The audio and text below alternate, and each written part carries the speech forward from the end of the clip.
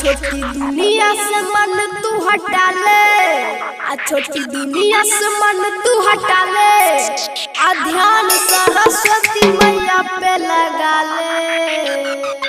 हाँ hello hello, मैं रामकृष्ण भाई से बोलना चाहूंगा कि थोड़ा बेस दीजिए।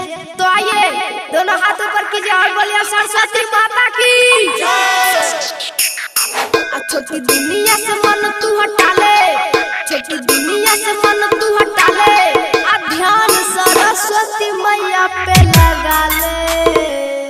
दोनों हाथ ऊपर कीजिए और बोलिए छोटी दुनिया से मन तू हटा ले, छोटी दुनिया से मन को हटा ले, ध्यान सरस्वती मैया पे लगा ले। नसीबा तेरा जाग जाएगा, नसीबा तेरा जाग जाएगा, नसीबा तेरा जाग जाएगा, नसीबा तेरा जाग जाएगा।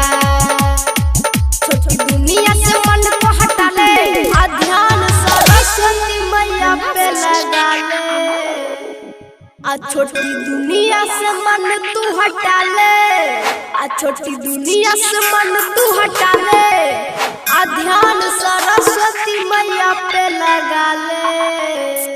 तो आइए काली बिल्ली कहीं उजली न हो जाए, काली बिल्ली कहीं उजली न हो जाए, जो मैया के दरबार में ताली न बजाए उसके हाथ में खुजली हो जाए। तो आइए हमारे साथ छोटी दुनिया से मन तू हटा ले, छोटी दुनिया से मन तू हटा ले, ध्यान सरस्वती मैया पे लगा ले। सरस्वती माता विद्या के दाता, सरस्वती माता विद्या के दाता, साल भर पढ़ाती है विद्या देकर जाती है, साल भर पढ़ाती है विद्या देकर जाती है। छोटी दुनिया से मन को हटा ले, ध्यान सरस्वती मैया पे लगा ले। नसीबा तेरा जाग जाएगा, नसीबा तेरा जाग जाएगा, नसीबा तेरा जाग जाएगा, नसीबा तेरा जाग जाएगा। छोटी दुनिया से मन को हटा ले, ध्यान सरस्वती मैया पे लगा ले। अपने दोनों हाथ ऊपर करके आइए हमारे साथ। हंस के सवारी करके आइयो, देखियो सरस्वती मैया। हंस के सवारी करके आइयो, देखियो सरस्वती मैया। हंस के सवारी करके आइयो, देखियो सरस्वती मैया। हाँ तो झूमते हुए आइए फिर से। हंस पर सवार होके आइयो, देखियो सरस्वती मैया। आगे तो आप लोग जानते ही होंगे। हाँ तो अपने दोनों हाथ ऊपर करके बोलिए सरस्वती माता की जय। छोटी दुनिया से मन तू हटा ले, छोटी दुनिया से मन तू हटा ले, ध्यान सरस्वती मैया पे लगा ले।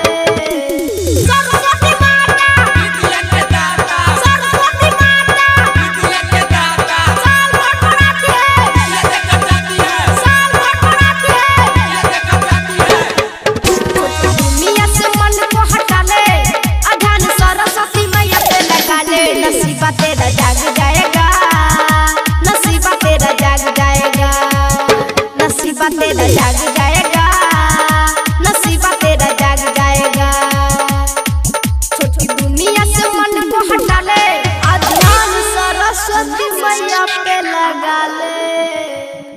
हेलो चेक हेलो, हमारे पूजा समिति से अनुरोध है कि पीछे के लाइन में एक लड़का जो कि काला शर्ट पहने हुआ है, वो पियर की फड़ाक वाली को लाइन मार रहा है। आपसे अनुरोध है कि जाकर उसे समझाएं ये माता का दरबार है। तो झूमते हुए आइए हमारे साथ।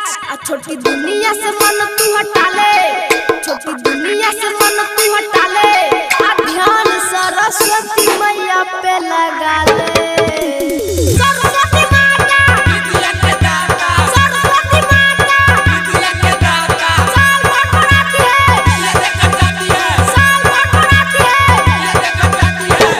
छोटी दुनिया से मन को हटा ले, ध्यान सरस्वती मैया पे लगा ले। नसीबा तेरा जाग जाएगा, नसीबा तेरा जाग जाएगा, नसीबा तेरा जाग जाएगा,